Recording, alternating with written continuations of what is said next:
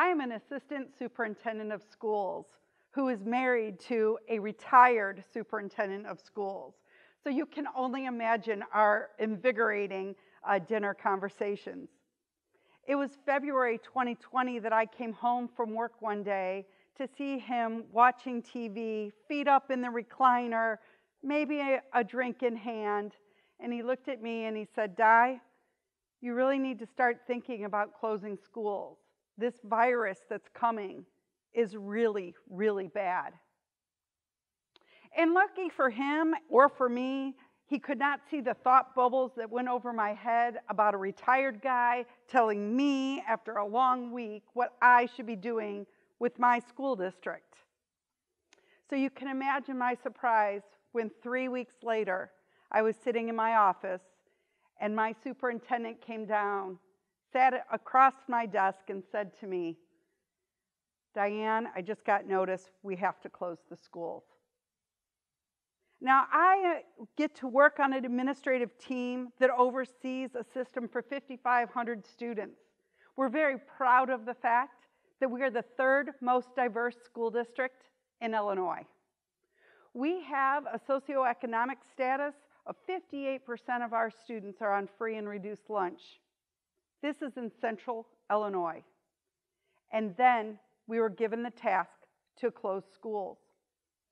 So as we started thinking about this, we know that schools are the central part of a community, the social structure that the federal government and state government and local taxes fund. And we now had to put schools closed on our doors. This was not a task that I or my colleagues took lightly. We were scared. We were watching the news along with everybody else. What was going to happen? How long was this going to last? Were we going to be back in school April 1st? Easter? Were we going to lose all of fourth quarter? We just simply didn't know.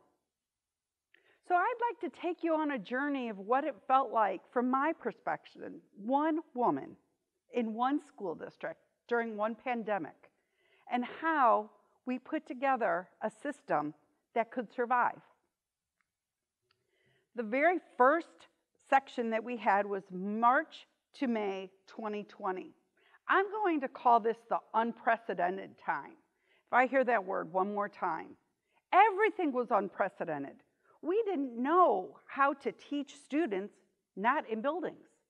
We had to learn, and I had to lead people through a dark tunnel, telling them, promising them that it would be better on the other side. All the while, going home and wondering myself, when is it going to end? During this time, we put all hands on deck in the district, and the very first thing that I learned about was food distribution. How do you feed students when they can't get out of their homes because you were, as a state, a sheltered-in-place society? You go to them. We had wonderful food service workers that thought outside the box, that thought in unprecedented times. And we first and foremost put food on the tables of our families. Then we went and we started thinking about we were not going to be able to go back to school. But on Friday, March 14th, kids and teachers had walked out of the building. They had left books and shoes and backpacks and personal belongings, things that mattered. And we needed to make sure that they could get those back. So from March to May, we said all hands were on deck and we would start building a new system. Whew! School year was over, summer was here. We could start the planning for the next school year because surely this was going to be done by August, right? And so we began. Plan, revise, implement. Plan, revise, implement. This was the name of our game. And we put together task forces so that people could have a voice in the planning. We made sure to communicate. This was the time that I really learned how consistent communication could really help advance a plan of any kind. we started to really look at our structures to say, what did we need to teach up our teachers? We made sure we had the right technologies in place. I called June and July our revise part of our system. This is the time that we learned the word pivot. So August comes. School's going to be starting. We have the calendar set. The schools can open. They've all been cleaned beautifully. And then we got notice that indeed the positivity rate was not going down. And we had to make the decision. Do we as the leaders, do I as part of that leadership team say, you're coming back to school in what could be an unsafe environment? And this is where I want to share with you the behind the scenes part of the decision making in a school district during this time. It was scary. I did not sleep. I did not eat. Everybody else was eating their 15 COVID pounds. I was nervous wreck. And it was because the reality that students would not be returning to schools became very real. And it was the first part of our August that we decided not to have students return to our buildings. So then it's a mad dash. We have to get our teachers the right technologies, and there were supply chain issues. And they had to learn how to use those technologies. Could we find all the students? Where were they? How could we get to them if they didn't have internet at home? So I learned about hotspots, and I learned about supply chains for technology. I learned about this thing called Zoom. And I had to learn and learn and learn with my teachers and my administrative team. We, during this time, said, are we making the right decisions? We then got to coming back to school in August. And I had to come up with a theme, a thought process. And lucky for me, I had a task force working that said, we know what is needed in our school district. We need to care about our kids. We need to have communication, accountability, relationships, expectations, and support. We need to make sure that we have all of those for our students. We brought students back in their homes, and we brought teachers back teaching in their new makeshift offices. Some were bathrooms. Some were a spare bedroom. Some was a kitchen table. But wherever they were teaching from, we supported. And so it was the fall of this school year, and we started to teach.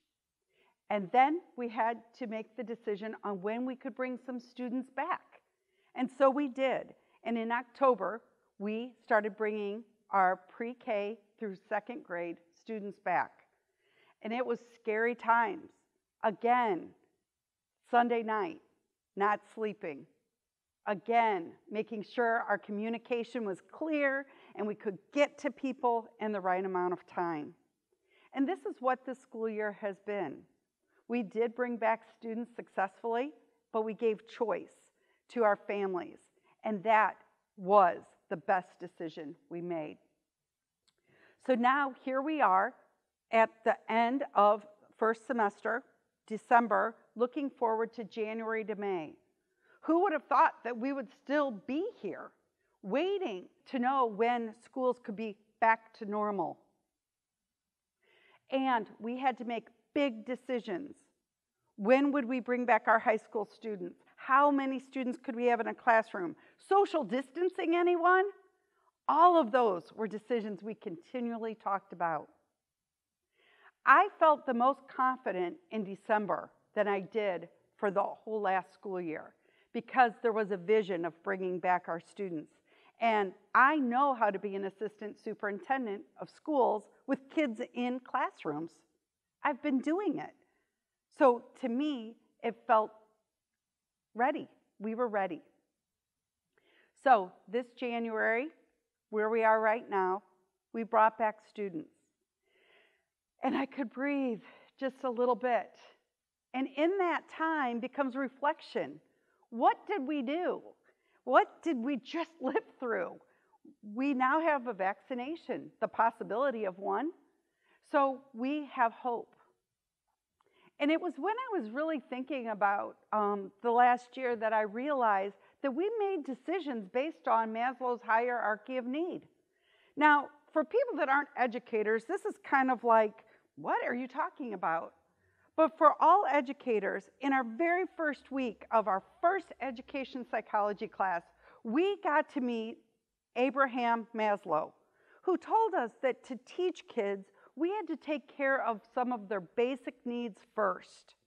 His hierarchy is now 6 levels, and when I was able to breathe a little bit, think a little bit, I realized that the decisions we made were very much in line with Maslow's hierarchy of needs. We looked at the physiological needs of our students. Did they have food? Did they have shelter? Did they have their belongings? We then went and we started looking at some of those other needs, the next level, which was safety. I know more about PPE than I ever thought was possible. I know because I had to really think about social distancing, spacing in classrooms, bus routes. All of these things were thought of. And I didn't even realize what we were doing at the time. The part of our plan that I am most proud of is about the 3rd hierarchy of need, the love and belonging. This was something that my superintendent and my colleagues on the administrative team put as our #1 goal for our planning, that we would make kids feel like they were still part of the school district, no matter where they were learning from. And so we did surveys, and we did wellness checks, and we did spirit days. Our teachers went above and beyond anything I could have ever asked of them when they made sure that every kid was accounted for in our school district. We then continued up the chain of the hierarchy of needs, and we started looking at esteem, and we started saying, do our students know where they are and where they belong? We gave families a choice of their method of instruction. We gave our teachers choice on where they taught from. We celebrated our successes, and we honored what students had learned, not what they did not learn. And as we kept going up there to the very top of the pyramid, the self-actualization, which is a personal journey, I realized that the person who had learned the most was me. I was to be the master teacher, but I became the master student during this time. I learned new things about leading and loving and learning. I took this pandemic as a personal challenge to be a better human being. And I was able to do it because I was in a system that really had the same core beliefs about people and learning that I have. Everybody, every student, every family, every teacher has something to contribute to our school system. This is my story about one school district and one pandemic. It is one that I am very proud of because I've learned lessons during a time that have been very, very hard, but have been very fulfilling. I have truly learned that listening is the key to leadership. Every perspective has to be listened to. I've learned that you have to protect your core beliefs, even and especially when the criticism is loud and can be a distractor. And probably the lesson that maybe I needed the most, and also I learned the hardest, was giving grace. And giving grace to others was a lot easier than giving grace to myself. But I had to, because we had to make decisions so quickly. So, what does my crystal ball now say about the future of education? It's exciting, I can tell you that right now. We will never be the same, and we shouldn't be. We need to use this innovation time as a time of exploring student motivation and teacher motivation and the community support. I can't wait to see what the school system will look like on the other side of this. And I surely can't wait to be part of it. So as we look at the hopefulness of coming out of the pandemic, I know that school systems need to continue to look at all needs of students, just like Abraham Maslow told us. I know that during a pandemic or not, in the everyday, those things are just as important.